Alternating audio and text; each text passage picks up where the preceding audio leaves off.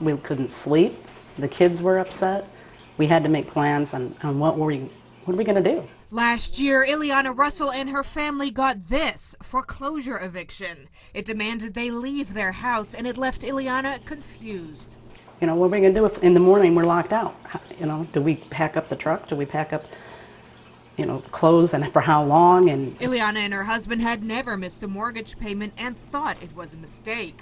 They said, no, you need to get out. So our first thing, of course, was we knew we had title insurance. So we called the title attorney. The Russells' attorney discovered a mistake. The bank pursuing the foreclosure, HSBC, had no standing to file the lawsuit.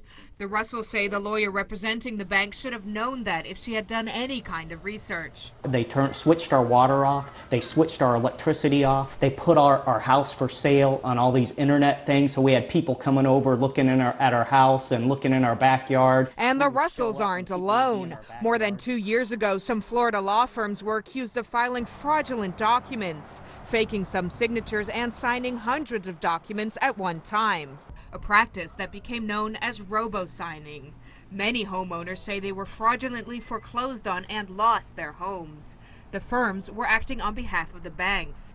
The revelations led to a temporary halt in foreclosures around the nation. But complaints like the Russells and other Florida homeowners may signal the practices have not stopped. What we see are courts and federal government and state government rolling over for the banks, letting them get away with most egregious crimes. The Associated Press obtained documents that show the Florida Attorney General's office received more than 200 foreclosure-related complaints from homeowners about attorneys from mid-2011 to the end of last year. But critics say few of those cases in Florida have resulted in any action taken against attorneys, with only 2 cases resulting in disciplinary action. We referred each one of those investigations over to the Florida Bar for appropriate handling of those cases, as they have authority over attorneys. The Florida Bar has closed almost 2/3 of the 333 complaints it has received against lawyers representing lenders since late 2010.